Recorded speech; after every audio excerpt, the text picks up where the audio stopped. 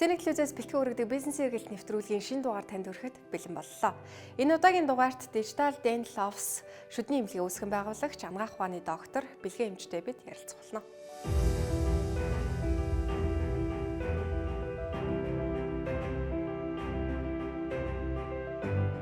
Нэвтрүүлгийн урилга хүлээн авсанд баярлалаа. Орой өдрүүдэд нэлээд завгүй ах шиг байна. Та удахгүй бас Япон улсыг зорих гэж байна. Тэгэхээр ямар ажлаар явах гэж байна? Орой өдрүүдэд юун дээр илүү төвлөрч ажиллаж байна? За сайн байцгаана уу. Тэгээ C1 телевизийнхаа бизнес эргэлтэд нэвтрүүлэгт урьж оролцуулж та бүхэндээ маш их баярлалаа. За яалтчгүй хавраас хойш бол маш завгүй байгаад байлаа. Шинэ бизнесийн түншүүдтэй уулзах гэж сая IDS гэ Герман, Италиар яваад ирлээ. За тэг хурж ирээд бас сургалтуудаа суулаа. Эмчнэрт сургалт заалаа. Ингэж явж байна. Токиод одоо 5 сарын дараагийн 4 өдөр одоо энэ 4 өдөр явах гэж байна. Юуны олон улсын ICMO International Conference гэж 2 жил тутамдаа болдог. Тэрэн дээр болохоор мэдрэл булчингаар нь зохицуулаад бидний одоо физиологийг сэргийгээд тэр архаг өвдөлт өгж байгаа тэр өвчнүүдээс бид нар хүмүүсийг илааршуулах, эмчлэх, үндсэн суур тулгуур эрхтнүүдийг яг зөв болгох, тэнцвэртэй болгож өгснөөр мэдрэлийн систем, автомат систем болон бусад эрхтэн систем нь хэр хоорондоо уялдаа холбоотой зөв ажиллахын гэдгийг сэргийж өгдөг тийм байгууллага байхгүй. Тэгээд олон улстай олон одоо Америкийн ICMO одоо Латин Америкийн, Европын, Оросын, Энэтхэгийнх гэдэг ингээд маш олон газрын одоо ICMO байдаг. Одоо тэрчээ очиод ICMO Монголыг байгуулах гэж байгаадаа би бас баяртай байгаа. Мөн тэрчээ fellowship Neuromuscular Dentistry fellowship 2 жилийн програмаа дуусаад тэрэн дээр одоо тэр програмынхаа graduation төгсөлтийг хийгээд дээрээс нь Монголыгаа төлөөлөөд тэрчээ бүр тэр том тайзан дээр багш нарынхаа өмнө маш олон орны одоо эксперт эмчнэрийн өмнө илтгэл тавих гэж байгаадаа аман илтгэл тавих гэж одоо бас их баяртай догдолж байгаагийн хажууд нөгөө багш нартайгаас уулзах боломжтой болж байгаа тийм. Маш том ажилтай профессорудтайгаа тийм. Маш их догдолж байгаа тийм. Эрүүл мэндийн салбарт таны хувьд 30 жил ажилласан. Тэгээд анханасаа шүдний эмч мэрэгчлэр ажиллах энэ мэрэгчлийг эзэмших тэр амбиц танд байсан уу? За энэ их сонинд өг би энийг нөгөө хүмүүс асуух тоолгонд ярьдаг байгаа. Тэр чи одоо нөгөө 88 онд би юуны тусгай сургууль гэж ярьжсэн Орос тэ сургуультад 23 дахь сургуулийг төгссөн байгаа. 83 онд ингээд сургуультаа яашээ өгөөд анагаах сонирхолтой болоод орж тэрэн дээр шүдний эмчийн ангийг чи миний охин сонгороо гэж миний аав хэлжсэн. Бенч гэдэг хүн байгаа Хөдөлмөрийн Баатар. Тэгээ аав маань тухайн үед нөгөө улс их орондоос нилээдгүй те ийштэй гадаад дотоод явж үзсэн болохоор ерөн шүдний эмч хүн энэ анагаахын салбарт хамгийн хэрэгцээтэй маш олон төрлийн эмчилгээ үйлчилгээ үзүүлдэг их сонирхолтой. Тэгээ бизнесийн хувьд ч гэсэн их зүгээр юм шүү гэмний охин. Тэгээ тэр үед ч юм болохоор хамгийн түрүүнд одоо сайн яашээ өгсөн хүүхдүүд бол анагаахыг сонгож авдаг байсан. Анагаахын анги гэсэн тийм ерөнхий эмчийн. Тэгээд яаж ч байсан миний охин шүдний эмчийн ангийг сонгороо гэж шүдний эмчийн анги тэр үед тийм модны байгаагүй хамгийн сүүлд оноо авсан ч юм уу те.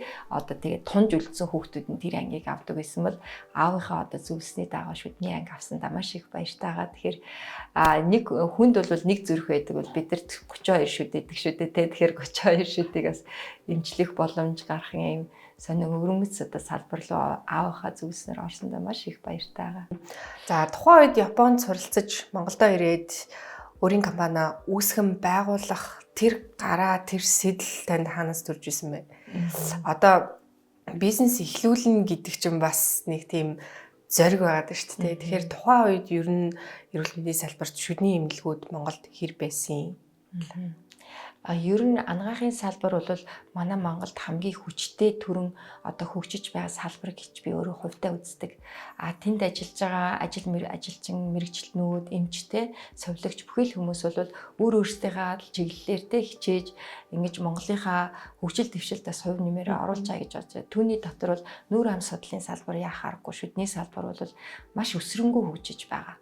Тийм. Тэгэхээр одоо энэ салбарт ажиллаж байгаа эмчнэр, одоо эмнэлгийн ажилтнууд бүгдээрээ л одоо гадны, дотны тийм маш их тийм сүүлийн үеийн технологи, сүүлийн эмчилгээ үйлчлэгийг гадаадын эмчнээс дутахгүйгээр бид нар яг хүргээд үйлчлүүлэгч нар хүргэснээр одоо эрүүл мэндийн салбартаа бол нэлээдгүй хувь нэмэр оруулж байгаа гэж бодож байгаа.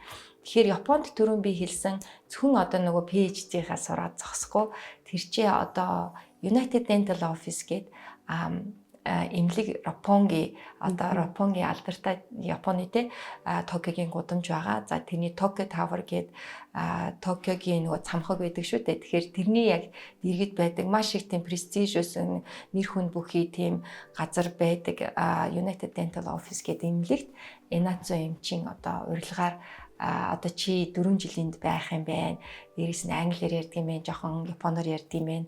Манай эмнэлэгт болохоор дандаа одоо энд байдаг амбассадорууд буюу элчин сайдууд, том корпорац компаниудын эцдүүд ч юм уу те одоо CEO нар ирж үзүүлдэг юм аа. Тэгэхээр эндээ бид нар англи хэлтэй бас хүн хэрэгтэй байгаа. Тэгээд чи why don't you энэ ирээд ингээд туслаад юм сурч болохгүй гэ. Тэгээд би цалинтай юм сурах тийм гоё боломж олцсон. Тэгээд хагас сайдэр болгон багштай эмч дээр очиж ажиллаад тэр дээр одоо яг эмнэлгийн салбарт хувийн бизнесээ эрхлэх үү? Эсвэл одоо манай профессор болохоор чи гоё ингээл судалгааны ажил хийгээл те ингээл мастер докторуудыг төрүүлээл ингээл их сургуульд ажиллаад ингүүл яасан гэсэн хоёр тийм салаа зам ирсэн. Тэгээд тэр хоёр салаа замыг бодож байгаа л тэгээд за ямар ч гэсэн ер нь бол яг Японы энэ практикт ялангуяа тэр Enatsu эмч маань бол Америкийн лицензтэй яг Америк стайлаар ажилладаг эмчээсэн баггүй. Тэгээд тэр хүнээс маш их юм сурсан. Тэрийг Монголд хүрсэн дээр буулгах уу гэж бодоод ирж ирсэн. Тэгээд 2007 онд төгсөж ирчээд хуучин буцаад шүдний төв эмнэлэгтээ орох гэсэн чинь надад оронтой байхгүй болж таарсан. Уучлаарай одоо тий энд бол өөрийн чи ажиллах орон зай байхгүй гэд тэгээд Оюнбат гээд миний хайртай багш байдаг анагаахын нүр ам судлалын сургуулийн захирлаар тухайн үед ажиллаж байсан. Тэгээд бэлгээ чи хүрээд ирэж анагаахт багшил гээд тэгээд нүр ам судлалын сургуульд нэг 2 жил багшлах бас боломж олдсон. Тэгээд тэрд бол үнэхэрийн гой бас тийм мэдлэг тэгээд багш хүн байх ямар байдгийг те хүнд бусдад мэдлэгээ яаж түгэх ёстой юм ер нь академик тийм баг дотор яаж ажиллах ёстой юм гэдэг имийг бас нэмээд тэр 4 жил дээр нэмээд сурсан. Маш гоё хамт олондоо байсан. Одоо ч бид нар ингээд харилцаа холбоотой ингээд байж байдаг. Тэгэхээр 2 жил болоод яг би чинь багшаараа ажиллагаал байжлаа. Тэгсэн чинь манай 4-р хүүхэд төрсөн. Төрхөөр бол би жирэмсэн болсон. Тэгээд жирэмсний амралтаа авахаар зүгээр сууж чадахгүй. За нөгөө Японоос авчирсан багш тоног төхөөрөмжөөрөө яг нэг эмнэлэг байгуулчихъя гэдэг нэг 2 судалтай эмнэлэг байгуулад тэгээд ажиллаад за энийгээ дуусаад декретэд дуусгаар буцаад сургуультай орондоо гэж итэл дахиад 5 дахь хүүхэд маань олдсон. Тэгээд 5 одоо 2 жоох хүүхдээ нэлээд нас гарцныхаа дараа хүүхдтэй болсон чи одоо яалтчгүй сургуулийн ажил бол бас цагт бас маш хэцүү, маш их ачаалттай байдаг манай багш нар маань. Үнэхээр энийг бол хэлэх хэрэгтэй гэж боддог. Одоо хувийн тийм цаг зав гэж байдгүй. Одоогийн манай багш нар бүгдээ л тэгж ажиллаж байгаа тий. Гэртээ очиод лекцээ биднэ, гэртээ очиод маргаашийн дадлагтаа бэлдэнэ гэд өөрийн гэсэн тийм цаг байдгүйсэн. Тийм болохоор одоо 2-2 нялх хүүхдтэй бас үргэлжлүүлээд багш хийхэд жаахан тийм байсан учраас тэгээд хувийн эмнэлэг рүү орсон. 2009 оноос хойш тэгэж хувийн эмнэлгээ яг ажиллаж эхэлсэн. Анх эмнэлгээ үүсгэн байгуулах тэр төсвийг яаж босч ирсэн бэ? Мэдээж нөгөө тухайн үеийн эдийн засгийн нөхцөл байдалтай холбогдуулаад бид нэр суур ингээ хөрөнгө заав шаардлагатай учраас гацчаад байдаг шүү дээ. Тэр асуудлыг юу яаж шийдэж та? Тийш дээ. Тэгээд нөгөөтг чинь бас шууд нэг тийм хямд төсрөмаар бас эхлэхийг хүсээгүй. Анхнаасаа ер нь би тийм зарчимтай юм шиг байна. Аль болох хамгийн чанартай тэгээд олон жилдээ надад ашиг тустай эвдэрч гэмтрээд байхгүй юм манай багш нар маань ч гэсэн сургасан. Тэгээд Японд сурж байхдаа би азтай нөгөө эмнэлэгт ажиллах боломж олсон. Хагас сайдэр болгон ажилладаг байсан. Тэгээд сүүлийн төгсөх курстэй 4 дахь жилдээ бол нөгөө үрээ би нөгөө дипломынхаа ямиг бичсэн, шалгалтандаа орсон. Чөлөөтэйс учраас манай профессор намайг арай чөлөөтэй байлгасан. Тэгээд 7 хоногийн хагас сайдэртээ нийлээ 3 хоног би бас 2 ажлын өдөр нь хагас өдрөөр ажиллаад тэгээ хагас өдөр нь бүтэн ажиллаад тэгээ 4 жилийн туршид тэр мундаг эмнэлэгт өндөр цалинтайгаар эмчийн туслагаар ажиллаад тэгээд сураад явсан бас надад энэ нэг анхны хөрөнгө босгоход тэрдээс бас гоё тоног төхөөрөмжүүдэд авчрах боломжийг олгосон. Нөгөөдгөр бол бас ээж аваасаа бас тухайн үед тусламж авч исэн. Тухайн үед ч одоо нэг 5 сая төгрөг лөө нэлээ их мөнгө санагдажсэн. 5 сая төгрөгийн ээж аваасаа хүүгүү зээл аваад тэгэл эмнэлгийн 2 креслтэй байгуулж ирсэн. Яах аргагүй анхны үед бол өөрөө ресепшн хүлээж авах үйлчлэгээ хийгээл өөрөө ариутгалаа хийгээд өөрөө хивээ зүтгаал өөрөө тэр хивээ лабораторид авчиж өгөөл материалаа захиалж очиж сонгож аваад өөрөө шалаа угаагаал ингэж л одоо эхний 1-2 жилийг бол үдчихсэн. Тэгээд сүүлдээ ялцчгүй баг маань томроод надад итгэсэн хүмүүс орж ирээд тэгээд яг уу нэг давуу тал нь Японд сурж исэн. Дээрээс нь Мацуй багш 2 багшийнхаа тулгуур эдийн эмчилгээний хаалгааны болон хаалгааны бус аргаар хүмүүсийн тунд түүшийн яс тулгуур эдийг хэрхэн яаж хамгаалж эмчилгээ гэдэг сургалтыг тэр 4 жилийн 100 болгон сурж исэн. Тэр ачаар одоо Монголд ирэхэд тэгээд Монголд ирээд эмчнэрийг сургаж ирсний ачаар Монгол эмчнэр нааша хүнээ явуулдаг гэсэн. Бэлгээ эмч, бэлгээ доктор ирсэн байгаа. Тулгуур эдийн асуудлаараа тэр эмч рүү очив. Тэгээ одоо манай багш нар ч гэсэн Монголд ажиллаж исэн багш нар бэлгээр явуулгээд өөрсдийнхөө үйлчлүүлэгч нарыг явуулдээсэн.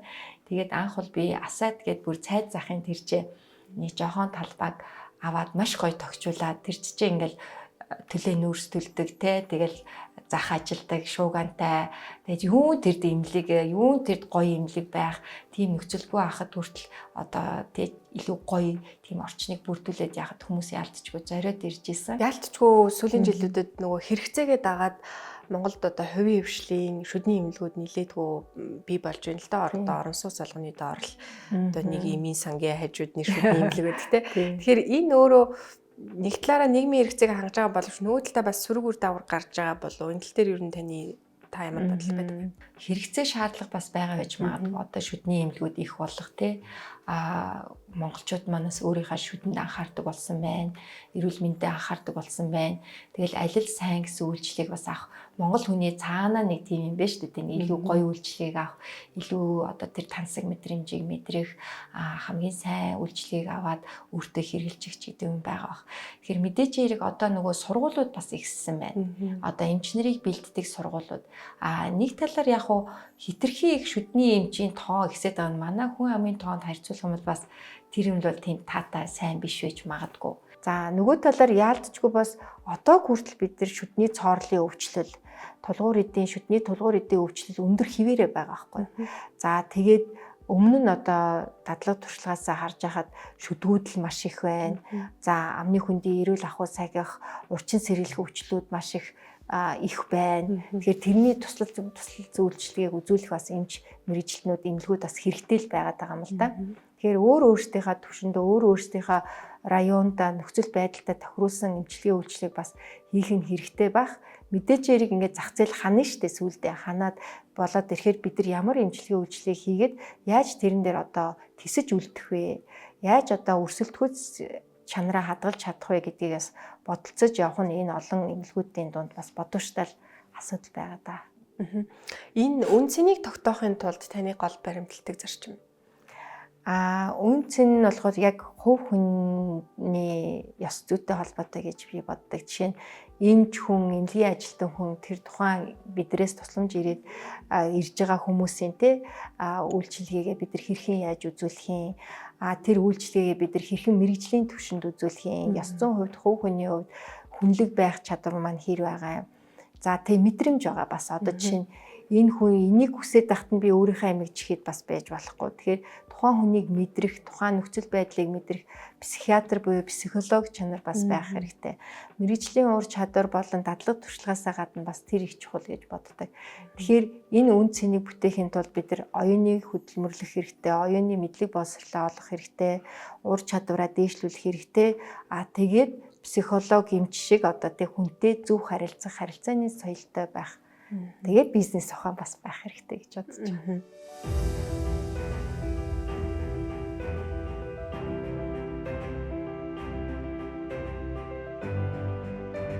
За тэгээ энэ 15 жилийн хугацаанд бол манай баг хамт олон зэрэг бол тасралтгүй хөгжиж тасралтгүй сургалтанд сууж өөрсдийнхөө одоо оюуны хөрөнгө оруулалтыг хийж ирэхээс гадна за тухайн тэр сурсан зүйлийгээ шууд хэрэгжүүлэхэд даны шаардлагатай багаж тоног төхөөрөмж эм материал яг тэр одоо мундаг эмчнэрийн заасан хэрэгэлсэн чанартай тэр бүтээгдэхүүнүүдийн шууд авчираад яг шууд эндээ бид нар дупликейт хийдэг. Яг л тэр чигээр нь авчрал хийдэг. Энэ дээр нь химнээд энийг ийм болгох чи, энийг нь болохоор солонгос материал болгох чи гэдэг юм. Энийг арай өөр юм хийргэл чи гэж бид нар тэгдэггүй. Миний одоо зарчим тийм байгаа. Тэгэхээр микроскоп дээр ажиллаад ийм багаж хэрэгслээр хэрэглээл тэр нь угаасаа тэр хүний туршлага ажлынхын дунд батлагдсан тийм аргачлал байгаад байхгүй. Тэр стандарт аргачлалыг яг яагаад Монголд оруулж ирж болох вэ гэж бид нар яагаад тэрийг өөрчлөлт монголчлох ёстой гэж. Тэгэхээр тэрэн дээр би яг тэр зарчмаараа оруулж ирдэг учраас энэ маань амжилттай хүрснээрээ бас буудаг гэж боддог. Тэгэхээр амжилттай яг тэр багшийн үзүүлж исэн 100% үр дүнгийн бас үзүүлэх боломжтой болдог. Тэр аргадлалын техникийг бид нар илүү сайн гартаа эзэмшүүлээд явах нь бол мэдээж ярих хэрэгтэй. Багаж тоног төхөөрөмж энэ материал дээр би ерөөсөө хэмнэдэггүй.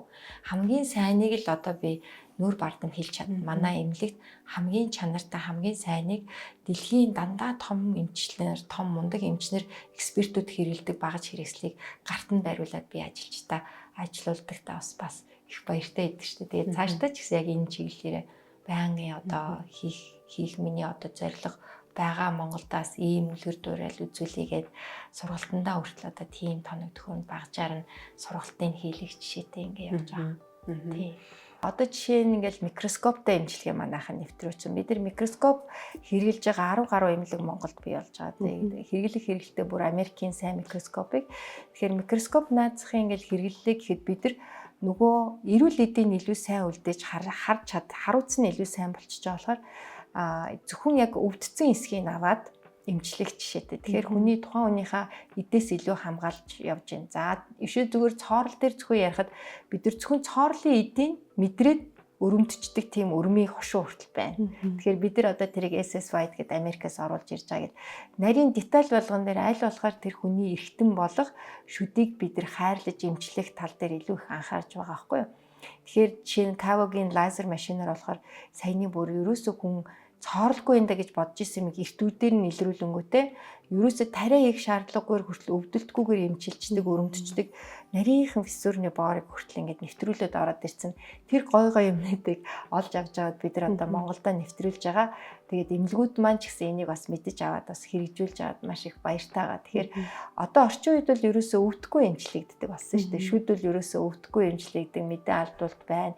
Мэдээ алдуултыг хийхдээ аль болох өвдөхгүйгээр хийж гэн гэж тав тухыг бодсон ийм юмнууд байдаг. Тэгэхээр миний насныхан ч юм уу бидний үеийнхэн одоо багаасаа бүр тийм траума гинтэл авсан өвдөж ахуулсан шүдийн тариан мэдээ алдалт нь сайн болоогүй ахуулж исэн ч юм уу эсвэл цоороод хүндэрж исэн үеийн тийм айдастай хүмүүс том насанд хүрсэн хүмүүсээс ирдэг байхгүй. Тэгэхээр орчин үед бол хүүхдүүд хэрвээ бага насныхан дээр нь эртхэн шиг онцлуулчих юм бол тийм өвдөлт мэдрэх айдас төрөхгүй болохоос тийм гоё одоо технологи хэмжээд монголчуудын амны хүндийн арчилгааны энэ боловсрал ер нь хэр байна? Нийтлэг ажиллахад бид нэг өвдөөд явж байгаад бүр нэг болохоо байсан үедээ л очиж эмнэлэг танилцдаг нэг юм нийтлэг хандлага байгаад байдаг шүү дээ. Тэгэхээр энэ нөгөө буцаад санхүүгийн өвдөчтөр цаг хугацааны өвдөчтөр илүү том эрсдлийг дагуулдаг шүү дээ. Ер нь юм бэ. За Япончуудтай харьцуулах юм бол муу штэ манайх харин тий. За тэгэл Европ, Америк тий яг ямар хүн амын бас боловсролын төвшин ямар нэг хамаарат багшаа. Жишээ нь томоохон орнууд дээр жишээ нь Америкт бол шүдэндээ маш их анхаарсан хүн амын хэсэг байна. Нөгөө хэсэг нь бол ерөөсөө өөрийнхөө эрүүл мэндэд ерөөсөө анхаардгүй хүмүүс байна. Тэгэхээр тэрнтэй адилхан яг манай монголчууд бас тийм байгаа гэж бодож байгаа. Одоогийн орчин үед ч манайх чи бусад орнуудтай харьцуулбал Монгол аягүй динамик байна. Маш их ирч хүчтэй. Энд ингээл Европт очиход бол ингээл налаагаал, тий Австралид очиход налаагаал байж хахад манайх бол эд ингээд өвчөж байгаа хгүй. Яа гэвэл манай хамгийн хөдөлгөгч чухал хүчин зүйл бол яг залуу хүмүүс энэ иргэд залуу байна. Шинийг эрэлхийлж гин, зах зээл аягүй өрмөц гоё юмнууд шийдэж гин. Тэгэхээр тэр үедээ нөгөө маш завгүй байгаа хүмүүс ч бас эмнэлэгт очиж чадахгүй байна. За нэг омбон ингэсэн шүү, нэг тэгээд дэшүү одоо утас орохоор гацаад дэшүү гэсэн мөртлөө хаясаар байгаад яг бүр амар өвдсөн үед нь ороод гинтхэн цаг байна уу ороод ирдэг тий. Тэгэхээр нэгдүгээр тийм цаг хугацаа буюу тийм маш их завгүй ажиллаж байгаа амьдралын хэв маяг нөлөөлөд байна. Хоёрдугаарт бол бас хинэггүй тал бас байгаад байна тий. Гайгүй ах ч гэдэг юм. Эсвэл зарим бүр амаа ангааж харахгүй ч хүмүүс байна штэ. Тийм. Тэгэхээр ингээд ялгаатаагаар шалтгаануудын улмаас бид нар маань нөгөө эмнэлэгтээ очиод эмнэлгийнхаа анхан шатны урчин сэргийг тусламж үйлчлэгийг авч чадахгүй байгаа болохоор дараа чинь нөгөө илүү хүнд, илүү санхүүгийн хувьд мөнгө шаардсан, хугацаа шаардсан, олон дахин давталтай хийгдэх эмчилгээнүүдийг хэрэглэх шаардлагатай болоод байгаа байхгүй. Токиод би PhD-гээ сэдэв маань яг 3-аас 6 настай монгол хүүхдүүдийн early childhood caries буюу бага насны хүүхдийн цоорлын өвчний тархалтаар үзсэн. Тэгээ тэрэн дээр маш их сонирхолтой үр дүн гарсан. Одоо жишээ нь Японы судалгаагаар болохоор тэр өндөр боловсралтай ээж нарын хүүхдүүдийнхэн шүдний цоорл бага байхад манай монголчууд дээр болохоор хидэн газар хийсэн цэцэрлэгүүдээр хийсэн судалгаан дээр боловсрал нь өндөр ээж нар нь завгүй тэр хүмүүс дээр цоорл нь нөгөө хүүхдүүдийнхээс арай илүү байгаа гэсэн. Одоо захын хорооллын цэцэрлэгүүдийн хүүхдүүдээс тий. Тэгэхээр тэр юг хэлж байна гэхээр магадгүй бас тэрэн дээр сонирхолтой үр дүн гарсан л да. Дүгнэлт магадгүй гэд бидний гипотез таамаг гарсан. Завгүй ээж нар болохоор хүүхдээ тавих анхаарал нь багасдаг. Эмээ өвөө дээрээ байх ч юм уу те ийм нөхцөл нь илүү их болдог. За хүүхдээ эрхлүүлэх нь илүү их байдаг. Яг бол ээж өөрөө байхгүй байгаа болохоор хүүхдээ эрхлүүлэх, чихэр жимс өгөх ч юм уу. Эсвэл тэр чихэр жимс ундааг авч өгөх санхүүгийн хувьд илүү боловсралтай байсан юм уу? Энэ гэхдээ 2003 оноос 7 оны хооронд хийгдсэн судалгаа. Одоо бол тэр өөрчлөгдсөн байх гэж бодож байгаа. Харамсалтайгаар одоо энэ чихэр жимсний хэрэглээ буруу хүнсний бүтээгдэхүүн хэрэглэх юм бол өдөө орон нутагт чихэр тархаад байна шүү дээ тий. Тэгэхээр муу чанаргүй чихрийг идүүлээд тэгсэн мөртлөө шүд угаалт байхгүй, яг зөв сойзоо сонгож чадахгүй, одоо эрүүл хавгаа зөв сонгох мэдлэг боловсрал гэр бүл дотор нь байхгүй, тэрэнд илүү анхаарал зав зай байхгүй ч гэдэг юм. Энэ юмнууд яалтчгүй суур тэр юм дээр нөлөөлөд цоорлын өвч эдрийг үүсгэд нөлөөлсөн хэвээрээ байгаа юм болоо да. Дэлхийн бусад улс орнуудад эрүүл мэндийн үйлчилгээ нэлээдгүй үнэтэй байдаг. Харин эсвэргээр яг Монгол улсад бид нар яг харахаар бас харьцангуй хямд байгаад байдаг. Тэгэхээр энэ нөгөө талдаа бид нар ч гэсэн эмч нарынхаа хөдөлмөрийн үнэлэмжийг дээшлүүлэх, бид нар ч гэсэн эрүүл мэндийн үйлчилгээгээ илүү чанаржуулаад үнэлгээг нь өндөрсгөх юм боломжтой гэж харж байна да. Тий, яг үнэ. Ер нь бол үнгүй юм чи үнгүүдэд байдаг.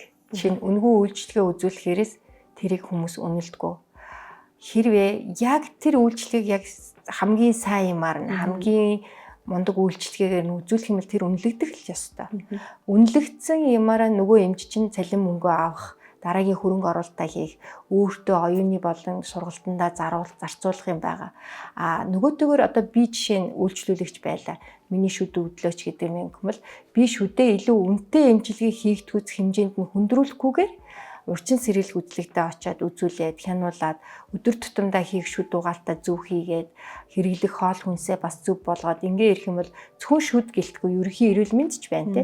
Буруу хоолунд идэл чихэр жимс идэл ах юм бол тэгэл нөө сахарны диабетийн эрсдэлд ордогтой адилхан. Сахарны диабет үүсгэх шалтгааны нь өөрөө үүсгэсэн мөртлөө хин нэгэн эмч дээр очиод те ингээд та ингэсэнгүү тэгсэнгүү гэх нь бас буруу байгаа даахгүй. Тэгэхээр аль талдаа ерөнхийдөө эрүүл мэндийн боловсрол сайн хөгжих нь чухал гэж байна. Тэгжээж энэ улсын орн чинь нэлэнхүүдээ хүн ам маань эрүүл байхад бас нөлөөтэй. Манай Монгол эмчнэр бол бүхэл салбарт бол маш сайн ажилладаг. Ерөөсөө хамгийн их ёс зүйтэй хүмүүс бол эмчнэр гэж байдаг. Эмнэлгийн ажилтнууд гэж боддог. Хизээч өөрсдийгөө дандаа нөгөө арагшин тавиад тэгээд ерөөсөө тэр үйлчлүүлэгчийн төлөө тэр өвчнийг ангаахын төлөө тэр яаралтай тусламжийг үзүүлэхийн төлөө өдөр шөнөгүй одоо зүтгэж байгаа хүмүүс гэж боддог байхгүй. Тийм учраас ер нь бол энэ тал дээрээ нөгөө эмч, багш гэлтэй нөгөө Монголын хүн амыг эрүүл тэгээд боловсралтай гадаадын улс их оронд өрсөлдөхүүц тийм одоо бидний чухал хөрөнгөчин хүн байхгүй. Тэр хүнийг хөгжүүлж эрүүл байлгахад нөлөөлж байгаа эдгээр одоо салбарынхаа хүмүүсийг бас илүү их дэмжээсэй гэж хүсэл яваад. Шүдний эмнэлгүүдийн үн харилцаа адилгүй байдаг. Тэгэхээр энэ ялгаа гардаг. Магадгүй нөгөө компани үн цэн дээр илүү тулгуурлаад байна уу? Мэргэжлийн ур чадвар дээрээ тулгуурлаад байна уу? Яалтчгүй энэ ялгаатай байхаас өөр аргагүй.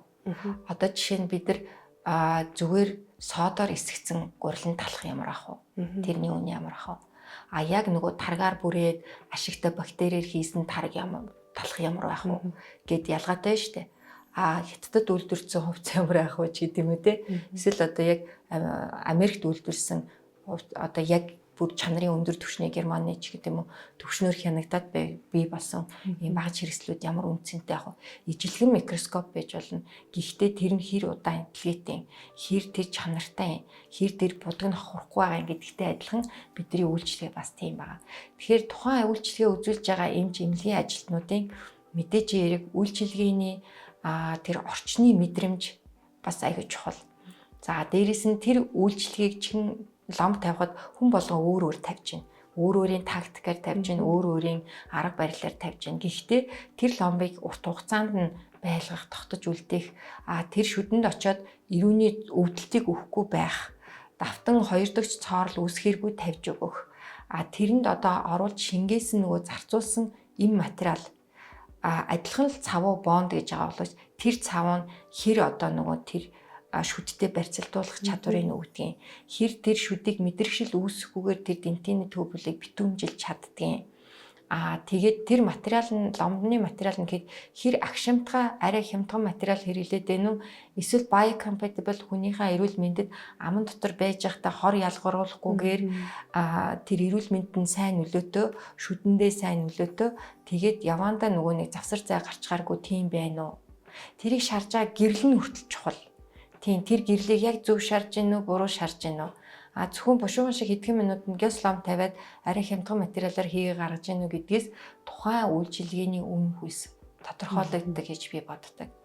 Тэгэхээр яалтчгүй одоо гадаадд очисон ч гэсэн адилхан шүдний эмнэлийг мөртлөө энэ хүн дээр үзүүлэх нэг өөр, энэ хүн дээр нэг үзүүлэх өөр.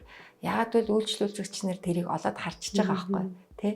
Би энэ хүн дээр очиод сарын дараа ч юм уу жилийн дараа миний хийлгсэн хэдэн мянган төгрөгөөр хийлгсэн эмчилгээ үйлчлэгийг би дахиад хийлгэх, өшөө дээрээс нь дахиад шүдэ өргөмдүүлэх цаг хугацаагаа зарах, мөнгөө зарах шаардлага гараад байгаа учраас энийг одоо дэнсэлж үзэж байгаад үйлчлүүлэгч нар өөрсдийнхээ одоо эмнэлгийг юм уу, өөрсдийнхээ өсчинг, өөрсдийнхээ тий одоо тейлерийг сонгож авч байгаа байхгүй.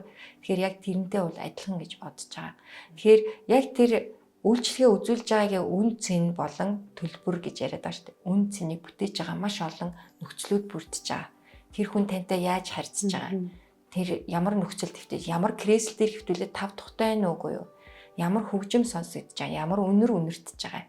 Айдастай нөгөө хиншүүтэй үнэр үнэртэж байгаа юм уу? Эсвэл гоё 10 муу үнэртэж байгаа юм уу ч гэдэг юм. Энэ болгоо ингээд ийм тантай яг ингээд хувь хүн шиг гоё харьцаж гин үү? Тэрнээс эсвэл зүгээр нэг ороод гарч байгаа хүн шиг харьцаж гин үү ч гэдэг юм.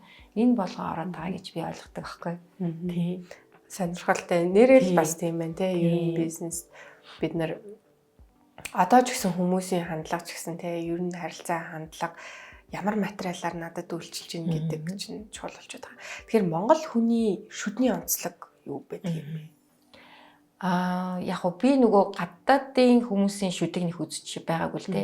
Гэхдээ ер нь харж байхад бол яг уу бидний өвөг дээдсээс уламжлалт явж исэн одоо манай аав ээж нар те өвөө эмээнэрийн шүд тулгуур идэл бол маш бат бөх байсан байгаа байхгүй.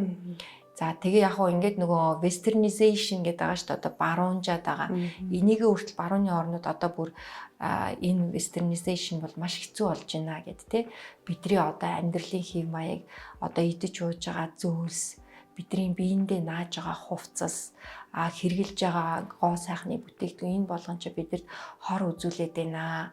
Тэгэхээр ер нь бол органик, эко органик тийм амьдралын хэв маягийг бид нар эрхэмлэж илүү байгаль руугаа ойртож илүү одоо хүмэн одоо хүнлэг тийм мэдрэмжүүдээ авч иж бид нар илүү урт наслах, урт удаан наслах юм болох гээд байна гэдэг аахгүй.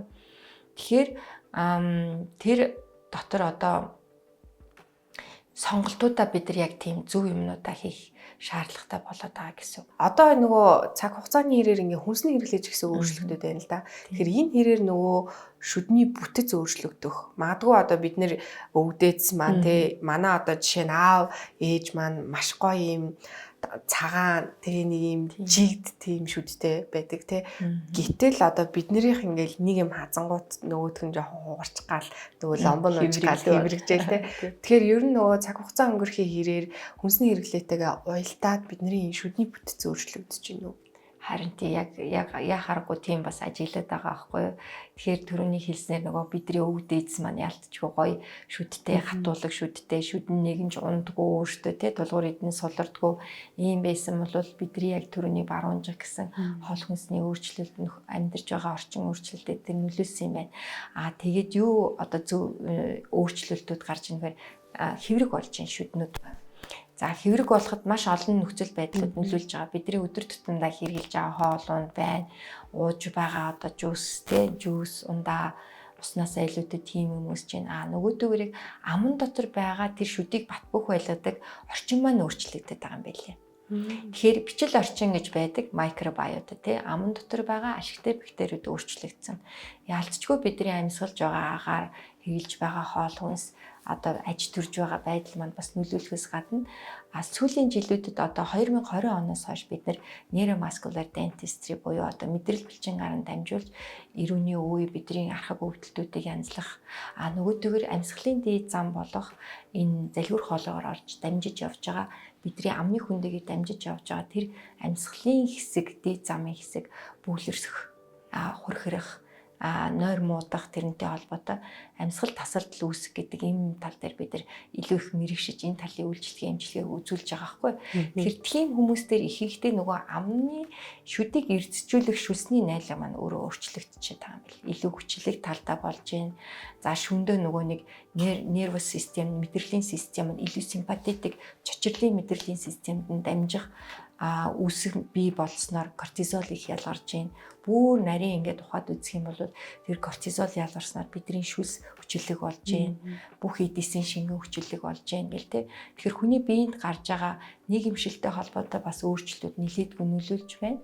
Амьдралын хэв маяг ишүүс илүү их ачаалалтай, бизи, завгүй, стресстэй одоо чочрох зүйлүүд их тийм нөхцөл байдлаас амьдарч яхад бидний бас бие эрхтэн систем дээр ч гэсэн давхар өөрчлөлт ороод байгаа юм болоо гэж бодод байгаа шүү дээ. Тийм тэгэл сайн унтаж амрахгүй гэж нөлөөлж байгаа байхгүй юу.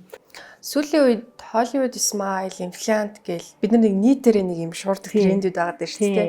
Тэр мэдээч нөгөө гой сайхан, гоо сайхан гэдэг талаасаа энэ бол зүг бах. Тэгвэл эдгээрийн ингээд тренд хийх байгаад ах нь сөрөг үр дагавар нь юу байна?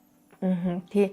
Одоо энэ зөвхөн манай Монголд биш юм байлээ. Одоо дэлхийн нийтэд бол одоо жишээ нь одоо хажуугийн Солонгос улс шүү дээ. Солонгос улсад бол яг тэр зүрхний эмч, мэдрэлийн эмч, нарийн мэрэгжлийн тим эмчнэр байхаас илүү дандаа гоо сайхны пластик хаалганы эмчнэр нь илүү их болоод байгаа байхгүй. Яагаад гэвэл хитрхи их тийм нөгөө мөнгө те эдийн засаг санхүү хөөсөн тим юмнууд болоод байгаа. Гэтэл манай Монголд болохоор яалтчгүй нөгөө олон жилийн өмнөөс шүдгүүдэлд өртсөн хүмүүс их байгаад байгаа юм. Шүдгүү, цоорлын хүндрлийн улмаас тэгэхээр имплант яалтчгүй хэрэгцээтэй байгаа. За Hollywood Smile-ыг бол би Hollywood Smile гэдэг нэр томьёо нь болохоос ерөнхийдөө гоё тийм өөртөө ихтэй гоё нэмсгэл. Гоё нэмсгэл бүтэж байхдаа өвдөлтгүй одоо тэр хүн гундахааргүй тийм байхгүй л хичнээн энэ дотор аман дотор нь гоё тийм Hollywood Smile гэж шаазан шүд ч юм уу те одоо Hollywood Smile зөвхөн шаазан гэж ойлгоод байгаа байхгүй.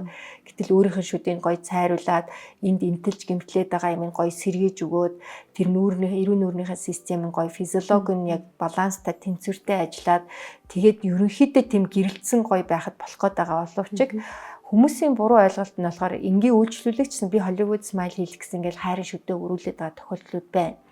Магадгүй зарим хүмүүс дээр болохоор энэ шүднийх нь ломб ихтэй юм байна. Эннийхэн шүдний өнгө нь бараа юм байна. Энэний хэлбэр төс нь гэмтээд байгаа юм байна. Энэ нь шиг бушуухан шаазангаал дадалжуул илүү амар хэлбэр. Тэгээд бас санхүүгийн хувьд ашигтай ч гэдэг юм одоо юу гэдэг тиймэрхүү юмнууд болоод хурдан үйлчлэгээ хийх боломжтой тал дээр анхаарат байхаар бас нэг талдаа буруу болох гэдэг. Яагаад гэвэл цаана байгаа тэр Hollywood Smile хийлгэсэн шүдний ийг нам нь хэр хоорондоо зүй зохицолтой хоршиж байгаа юм. Зүй зохицолтой үйл зүгээ явуулж байгаа. Залгилт маань хэр зөв хийгдэж байгаа. Шүн унтахад нөгөө хийцэн Hollywood Smile маань миний хөлийг улам шахаад амьсгалын замын шахаж гэнэ үгүй юу? Амьсгалын замын шахаад ирэхээрээс нөгөө мэдрэлийн систем чинь тэрэнд эсэргүүцээд эрүү ингэж хавирах үйлдэл хийгээд жажлуурын булчин, чамархан булчин, бусад бүх чухал холбоотой булчингууд хит ажиллаад тэрнээсээ болоод өвдөлт үүсгээд байна уугүй юу гэдгийг тооцоолж хийх хэрэгтэй юм лээ. Тэгэхээр зөвхөн одоо Hollywood Smile-ыг хийж болно. Гэхдээ тэр хүний үйл зүй физиологийн яг хэвийн байдалд нь яг ойртуулж хийж өгөх юм бол тэр хүн зовирлохгүйгээр гоё таны хийсэн үйлчлэгийг илүү их одоо таашааж одоо амьдрна гэсэн үг байхгүй. Тийм. Монголд яг тэгвэл энэ чиглэлээр бид нэр үйл ажиллагаа явуулж чадчихэв үү? Эсвэл хэтэрхий их бид нөгөө бизнесийн тал руугаа чиглээд яг юм үндсэн хүн төвтэй эрүүл мэндийн гол юугаа жоох алдагдуулаад байна уу?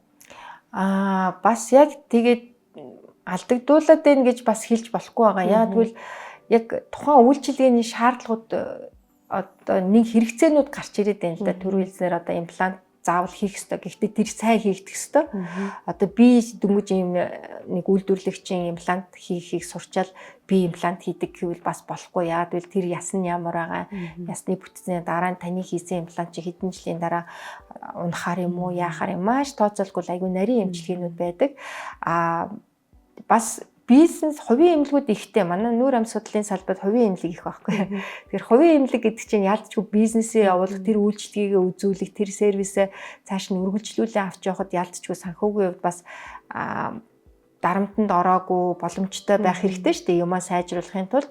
Тэгэхээр зөв сонгох хэрэгтэй. Одоо балансыг тохируулах те энэ хүн дээр бол би ялцчгүй шүдийг хамгаалаад үүрж унахаас нь хамгаалаад кран бүрээсээ хийчээ.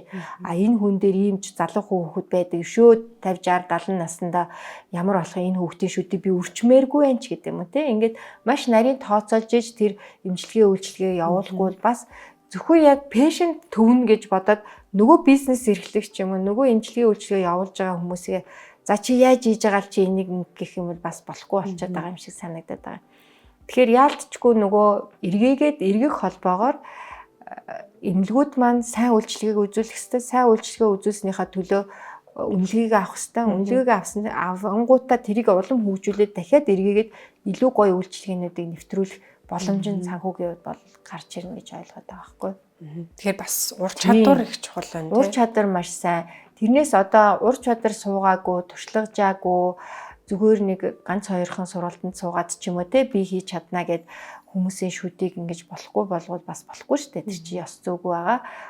Мэдээж гэхдээ одоо нөгөө тэрийг яг зөв журмаар нь хийх ёстой гэд зөв хийж бэж дараа нь бас туршлагаж байна. Тэгэхээр л одоо ингээл их уялдаа холбоотой байгаа байхгүй. Өөрийгөө байнга боловсруулах хэрэгтэй, сурах хэрэгтэй байгаад байгаа. Сүүлийн жилүүдэд иргэд мэдээж тухайн одоо хүний санхүүгийн чадамжтай холбоотой байгаа шүү. Нийгмийн дундаж давхраг ер нь бол бас их гоожж штэ. Тэгэхээр бид нөгөө цалингаас цалингийн оронд үрзэлээ төлөөл гэтэл нөгөө нэг ардаа эрүүл мэндийн хэрэгцээ эмнэлэгт очиж үйлчлүүлэх чадамж нь байхгүй болчлоо. Нөгөө талдаа улсын эмнэлгээс эрүүл мэндийн даатгалаараа үйлчлэгээ авах гэтэл улсын эмнэлгээ очиж дараал 1-2 сар байна тий. Тэгэхээр ер нь төр хувийн хвшил хоёр хамтраад магадгүй төрөөс хувийн хвшил дээрээ дэмжлэг олгоод илүү үйл ажиллагаагаа өргөтгөхөд иргэдтэй илүү хямд үнээр одоо хүртээмжтэй ажиллах тэр чадамжаар нь бүрдүүлж өгөх тийм нийгмийн суурь хэрэгцээ ер нь бидэнд байна уу? Тиймэрхүү хэрэгцээ байгаа гэж бодож байна тийм. Гэхдээ одоо нөгөө ямар өвчлөл илүү давамгай байна уу? Ямар өвчлөл дээр бид нэр анхаарад нийтийг хамарсан үйлчлэгээ үзүүлэх ёстой. Ямар нь болохоор нарийн мэрэгсэн юмнууд үзүүлэх ёстой гэдэг бас ялгаж салах хэрэгтэй байна. Мэдээж эрэг одоо манай Монгол улсын хүн амын ихэнх нь бол бас болж өгвөл илүү хямдтай тэгсэн мөртлөө хүртээмжтэй эмчилгээг авчмаар байна. Эрүүл мэндийн даатгалд хамрагдсан эмчилгээг үзүүлчмээр байна гэсэн тийм чиг учраас очир дэс дугаар бол их байгаа шүү дээ. Тэгэхээр улсын эмнэлгүүд маань хүн хүчний хувьд бол хөрөлцөхгүй, ачааллаа дийлэхгүй байгаа тохиолдол байгааг бол төр засгаас бас зохицуулах хийх ч юм уу. Сая өөрөө чи хэлснээр бол хувийн хвшлийнхэнтэй бас хамтрах ч юм уу. Тийм юмнууд бас илүү төлхөө хийх нь бас зөв гэж бодож байна. Иймэрхүү ажиллагаа ч гэсэн явагдаж байгаа л да. Одоо хувийн хвшлийнхэн бид нар чи ингээд сайн дураараа үнгүй үйлчлэгээнүүд үзүүл боломжоор үзүүлдэг. Хэдийгээр улсын эмнэлгийнхний очир дэс дугаар их байгаа ч гэсэн манай жишээний эмнэлгийнх бас очир дугаар маш их байдаг. Одоо жишээ нь над дээр үзүүлэх жаамаас 2 сарын дараа 3 сарын дараа орхоц очир байгаа аахгүй. Тэгэхээр энэ дээр юу хэлээд байна гэхээр өвчлөл өндөр байгаад байна. Урчин сэргийлэх нь их чухал юм а гэж хэлэх гээд байгаа. Урчин сэргийлэхэд бол бид нар эрүүл мэндийн боловсрол маш чухал. Нийгмийн эрүүл мэнд болон эрүүл мэндийн чухал асуудлыг одоо шийдчихэж бид нар 5-10 жилийн дараах өвчлөл буурж тэр очир дэс дугаар багасаж тэр одоо нэг шаардлагатай шууд нэг яаралтай хэрэгцээ байдаг тэр эмчилгээ үйлчилгээ бол багасах хэрэгтэй байгаа байхгүй. Тэгвэл урчин сэргийлэхгүй яг ирсэн тохиолдлын эмчлээд тэр талын education боловсрол олгохгүй байх юм бол энэ чигээрээ явуулах шинжтэй байгаа.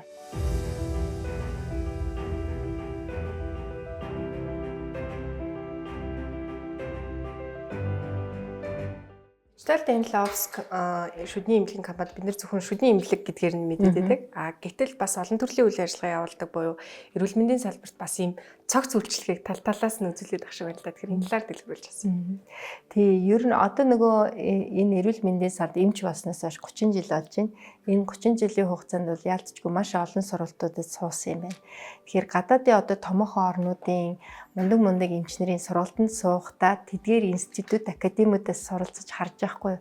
Одоо бүх деталийг хараад за яах ёстой юм сурах, хүнд сурахын тулд юу бэлдэх ёстой, ямар тактикаар явах ёстой, энэ болгоныг судалсныг ачааг одоо ач тусаар гэх юм те.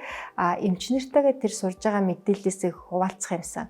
Тэр мундаг дэлхийн том эмчнэрийг Монголдо авчираад одоо эмчнэр маань эмнэлгээсээ холдохгүйгээр ажлаасаа хит их удаан хугацаагаар холдохгүйгээр за тэгэл онгоцоор нисгүйгээр ч гэдэг юм уу те. Энэ байдлаа тэр яг сургалтыг Монголдо яг тиймэрхүү нөхцлөөр чанартай нөхцлөөр хийх юмсан гэдэг одоо сургалтын төвийг байгуулсан байгаа. Тэр маань нодон жилийн 8 сард бол бид нар аль биесээр нээсэн Excellence in Dentistry Institute гэдэг. За энэ сургалтын төв дээр бид нар маш олон мундаг эксперт эмчнэрийг ураад ингээ аваад ирсэн байна. За түүнээс гадна одоо яг сургалтандаа суучаад бид нар нөгөө хэрэглэж байгаа багаж материал нь ч юм уу энэ материал нь байхгүй байх юм бол бид нар тэр сургалтаа мартчихдаг байхгүй. Тэгэхээр одоо жишээ нь шууд хагас битсээ дээр сурлаа нэгд өдрөг хэрэгжүүлж эхлэхгүй л бол тэр сургалтанд төлсөн төлбөр тэр сургалтанд зарцуулсан цаг хугацаа урт хайран болчдөг учраас яг тэрийг өөрийнхөө туршлага дээр мэдж байгаа учраас энэ эм ханган нийлүүлэх, тоног төхөөрж борлуулах, за сургалтын төв, эмнэлгийн үйл ажиллагаа гэд энэ гурвын пирамид маягаар одоо цогцоор нь хийхийг одоо хичээгээд явж байгаа гэсэн. Сургалтаараа дамжуулж одоо нийгэмд илүүтэй ямар мэдээллийг олгохыг зорж байна.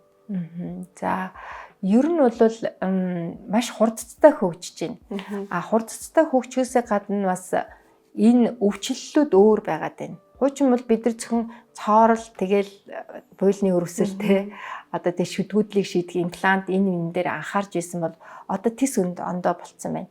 Тэдгээрийг шүдгүү болоход нөлөөлж байгаа цоороход нөлөөлж одоо буйлын сулраад өрөвсөд байхад нөлөөлөд байгаа зүйл юу вэ гэдгийг хүртэл судлаачид гаргаад тэгээд сүүлийн 30-аад жил бол яг энэ airway dentistry гэдэг би хүн болгон сонсоосоо мэдээсэй гэж хүсдэг.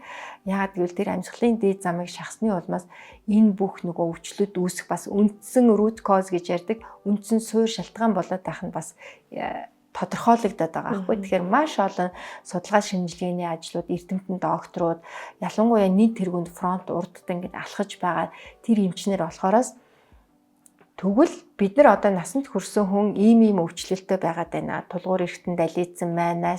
Ирүү нүгж зэн толгооны архаг өвдөлттэй байна. Байнгын ингээ шаналгаатай байна. Тэгээд шүднүүд нь хит мэдрэгшил үүсээ тэрийн сувгийн эмчилгээ өрөвсцэнгээ сувгийн эмчилгээ амьд шүдийн өрөмдөөд авчиж जैन. Гэтэл тэр чинь нөгөө мэдрэлийн систем нь өөрөө хавралттай хурхиралтай сүдэд хавралт үүссэнтэй болоод бүх шүднийх нь одоо мэдрэлүүд нь мэдрэгшил үүсээд тэрийн шүдний мэдрэлээсээ биш төв мэдрэлийн системээс өвдөд байгаа байхгүй. Тэгэхээр тийм нарийн суур үндсэн юмнуудыг бид нар илүү оншилж, илүү дэлгэрэнгүй эмчилж зөв юм ин олохгүй бол ингээл энэ шүд өвж байгаа юм чи ингээд сувгийнаас амьгүй болгочих болохгүй ийм олон одоо тал бүрийн юмнууд гарч ирж байгаа нэг сонирхолтой байгаа. Тийм. Тэгэхээр хувийн хвшлийн мэдээж үйл ажиллагаа явуулахад одоо улсын эдийн засгийн суурь хөрс бол маш муу байна л да. Тэгэхээр энэ он жилүүдэд хувийн хвшлийн яаж бизнесээ доктортой авч явах вэ гэдэг дээр бас чартайж нөгөө эдгээр сард хэлдгээр амаргүй гэдэг шиг л болоод ах шиг байна тий. Тэгэхээр мэдээж үйл ажиллагаа явуулахад төрөөс дэмжлэг бас шаардлагатай байгаа. Хууль эрх зүйн бодлогоор дэмжих шаардлага байх. Нөгөө талдаа татвар нийгмийн даатгалын шимтгэлгээд олон асуудлууд боломжж байгаа. Харин тий. Яалтчгүй одоо хувийн бизнес эрхлэгчдэр юмаа ингээл үүдэн татаал, янзлал тий боломжийнхаа хэрээр хөрөнгө оруулаад ингээл явж байгаа байхгүй. Тэгэхээр зөвхөн одоо эрүүл мэндийн салбар, зөвхөн одоо шүдний эмнэлгийн салбарт биш нийлэхүүдээ л одоо Монгол улс тий бусад их улс орнууд ч гэсэн тэгдэг. Тэгэхээр хувийн хвшлийнхэн бас илүү их болоосаа гэж хүсдэг. Хувийн хвшлийнхэн чинь яг төр засгаас хамааралгүйгээр хийгдэх юмнууд их байна л да. Тэгтээ төр засаг маань одоо яг Монголын эдийн засагт хувь нэмэр оруулдаг, хамгийн их татварыг төлдөг, хамгийн их одоо нийгмийн даатгалын асуудлыг шийдэж яадаг, хамгийн хүний нөөцийг бүрдүүлж яадаг хувийн хвшлийнхнийгаа бас дэмжих ямар одоо боломжууд байна уу? За нийгмийн даатгал гэж түрүү ярьлаа, татвар гэж ярьлаа, нөөт гэж би ярьлаа. Тэгэхээр энэ байгууллагуудынхаа эндээс нь хөнгөлөд ирэх юм бол илүү их одоо амжилттай явж байгаа хувийн хвшлийнхэн нэмэгдэх тусмаа л одоо манай эдийн засгийн тэр нөгөө санхүүгийн тоо чинь нэмэгдэн штэ тий. Илүү ашигтай болно, илүү дунд давхарга, сайн дунд давхарга бол их болохын тулд хувийн хвшлийнхэн бас нэмэгдэх хэрэгтэй гэж ойлгож байгаа. Ялангуяа хувийн бизнесийн хэмжээ төрөөс хамааралгүйгээр л аль болохоор чармаагаа л өөртөө юм бүтээч гэл ингээл үзэж штэ. Одоо миний хувьд бол эмнэлгээ өөрөө илүү гоё болгочих юмсан, илүү их олон инженерийг сургачих юмсан, илүү их гоё тоног төхөөрөмжтэй Монголд оруулж ирээд ингээд эвдэрдэггүй, гэмтдэггүй юмнуудаар хийх юм л эдийн засагт хүртэл ашиг тустай байгаа байхгүй юу? Тэгэхээр энэ дээр ажил олгогчийн хувьд бол яалтч нийгмийн даатгалын шимтгэл нөгөө татвар, нөөт гэл ингээл олон юмнууд бол ялангуяа дүнгиж эхэлж байгаа хүмүүст бол бизнесийн нэлээд хүнд дарамт болдог. Улс их орны одоо төрийн эмнэлгүүд, улсын эмнэлгүүдийг бас сайхан хөгжүүлэх нөхцөлийг бол тэр бидрээс авж байгаа нийгмийн даатгалын татварууд, татвар хүн амын орлогын татвар, нөөт энэ болгоноос цугларж байгаа тэр юмараа одоо улсынхаа эмнэлгүүдийг улсынхаа тэр эмч эмнэлгийн ажилчдынхаа цалин бүнлүүг одоо шийдэхт илүү их зарцуулаасаа гэж хүсдэг.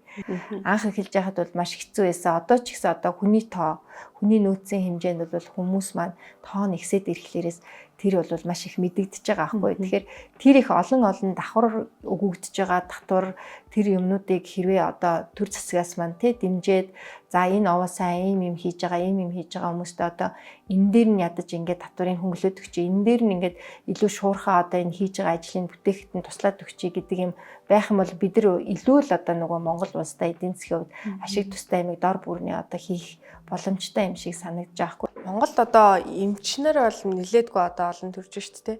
Гэвч нөгөө талдаа нөгөө дунд мэрэгчлэнүүд буюу сувилагчтэй одоо бусад эмнэлгийн туслах ажилтнуудын оронтой бол гүйцэд биш, өнөөдрийг хүртэл хүний нөөцийн дутагдaltaй байна тий. Тэгэхээр энэ тал дээр бид нэр бас бодлогын чиглэлээр харж ажиллах шаардлагатай байна. Манай монголчуудын дунд бас нэг ийм буруу ойлголт байгаад байна. Зах зээлийнхаа одоо хэрэгцээгээ сайн ойлгохгүй би эмч олчих юм бол илүү байна гэдээ ойлгоцсон. Гэтэл жишээ нь Америкт болохоор би зөндөө харж байгаа байхгүй юу? Ассистент юм уу хайжинист дунд мэрэгчнүүд нь эмчээсээ бараг илүү цалин авах, илүү ажлын байр олдох тийм боломж нь их байгаад идэг юм билээ. Одоо бид нар арай ч бэлдсэн нөгөө нэг дунд мэрэгчлүүд сайхан сувилагч нар байна, эрүүл ахуйч нар байна, эмчийн туслахууд байна тий. Гэтэл тэр хүмүүсээ бид нар гадагшаа алдах гэдэг байгаа байхгүй. Одоо жишээ нь Япон гэхэд нөгөө нэг өндөр наснуудыг, Америк гэхэд өндөр наснуудаа кэр хийх, асрах тийм хүмүүс хэрэгтэй байна гэл манай Монгол сувилагч нарыг одоо тийм мөнгө өгнө. Тэр хугацаанд чи ингэж амьдран. Гэхдээ тэр хугацаанд чи байсан юм чи дараа нь буцаагаад авсан цалингаасаа өгнө гэсэн тийм зүгээр яг ингээл тэр хүн ямар ч өөрт нь ашиг тусгүйгээр өнгөрөх он жилүүдийг санал болгоод байгаа байхгүй. Тэгэхээр тэр жишээ нь дунд мэрэгчлэнүүдийгээ бид нар энд ажиллах нөхцөлийн сайн болгоод, цалингийн аятайхан болгоод өөртөө мэрэгчлэрээ өсөж дэвжих, шинэ юм сурах, шинэ юмыг мэдрэх тийм боломжийг олгох тийм зохицуулалт бас хэрэгтэй юм болоо гэж бодоод байгаа. Гэхдээ тэр хүмүүсээ боловсон хүчний доктортой байх нь бол тухайн компани бас өөрийн одоо удирдлагын асуудал, удирдлага хэрхэн одоо тэр хүмүүсээ тогтоож чадж байгаа юм. Хэр одоо тэр хүмүүс энд байх үн цэнийг бүтээж чадж байгаа юм. Энэ компанида, энэ байгууллагата би байх юм бол одоо надад илүү цалин мөнгө гэхээсээ илүүтэй судалгаа гарсан байлээ. Нэг магистрийн судалгаа. Тухайн компанид нь тогтож үлдэх, хүний нөөц маань тогтож үлдэх нөхцөл нь зөвхөн цалин дээр тогтдгоо. Тэгэхээр өндөр цалинтай байгаад ч гэсэн удирдлага нь муу. Тэр дотор байгаа уур амьсгал онцгүй. Тэгээд тэр компани өөрөө өсөж дэвждэггүй. Шинэ соргог юмнуудыг нэвтрүүлдэггүй байх юм бол бас хүний нөөц тогтгоноос хэцүү юм шиг үлээ. Тийм тэгэхээр манайх бол ерөөхдөө харьцангуй бас дайггүй хүмүүс маань ингээд айгүй гоё доктортой ажиллаж чаддагт би бас баяртай идэг байгаа. Сайн менежер байх, удирдагч байх болон сайн эмч байх хоёрыг та юу нь яаж хослуулж байна? Энэ хоёр орхих гээд байх талтай байдаг шүү дээ. Тийм маш хэцүү шүү дээ. Одоо энийг яг манай юуныхаа одоо 30 жилийн туршид бид нар эмчээр ажиллаж байгаа найз нар ярьдаг байхгүй. Ялангуяа эмзүүн салбар болон шүдний салбарын хамгийн их хувийн хвшлийнхэн байгаа байхгүй. Хувийн эмнэлгийнхэнтэй. Тэгэхээр манай найз нар өстө захирал хийгээд тэгээ эмчээ үнэхэр хэцүү. Яг адилхан нөгөө бусад эмчнэр шигээ бид нар ажиллаж байгаа байхгүй. ажиллах 6 цагаа яг хүнээ үзэл тэгчээд юушээ цаана яаж ин захирлынхаа ажлыг хийнтэй одоо байгууллага удирдна, хүний нөөцөө шийднэ, шинэ одоо ажилчдаа яаж үйд байхгүй байх вэ, яаж гоё шинэ соргог юм сургах уу, яаж одоо юмар нь хангах уу, дээрээс нь одоо өөр эмчилгээ үйлчлэгийг хэрхэн оруулахын те санхүүгээ яаж шийдэх ёстой юм, юунд би илүү их мөнгө зарахыг, юунд алай хэмнэлт гаргаад бүсэж хангахыг гэдэг энэ болгоныг бас толгоондоо ингэж оролцуулах хэрэгтэй болдог. Тэгээд яг түрүүн би нөгөө дурдчихсан манайх зөвхөн эмнэлэг биш байгаа. Анх бол компани маань эмнэлгийн үйл ажиллагаагаар эхэлж исэн бол одоо тэлээд бид нар чин тоног төхөөрөмж, багаж хэрэгслийн ханган нийлүүлэх импортлогч болсон байна. Им ханган нийлүүлэгч болсон байна. Тэгэхээр сургалтын төв байгуулсан байна. Ингээд энэ гурвалжин одоо компани 3 үйл ажиллагааг ингээд зэрэг явуулах бол маш их өвч чармаал. Заримдаа ч бүр ингээд ажиллаад хараад би машиндаа суугаад нөхөртөөгөө миний арай чи нэг хэсэг битээ яриараа гэж хэлдэг. Тэгээд нэг хэдэн минут гэртээ очихлаа ингээд хэсэг ярихгүй байжгаад өнөөдрийн миний 7000 үг дууссан байгаа шүү гэд. Тэгээд жоохон байж байгаад амраад ингээд ярих тэрийг маань хүртэл одоо ханий жил маань ойлгодог юм болсон явж байгаа аахгүй. Тэгэхээр яалтчгүй тэр менежментийн чадвар бол энэ тухайн байгууллагын амжилттай явах уу бас шийдэт байгаа. За бидний нэвтрүүлгийн урилгыг хүлээн авч бидэнд цаг гаргаж ярьсан танд баярлалаа. Тэгэхээр Монгол хүн бүр эрүүл байхын төлөө хичээж ажиллаж байгаад баярлалаа. Тэгээд танай цаашдаа үйл ажиллагаа улам өргөжих болтугай. За та бүхэндээ маш их баярлалаа. Тэгээд та бүхэндээ цаашдаа ажилд нь амжилт хүсье.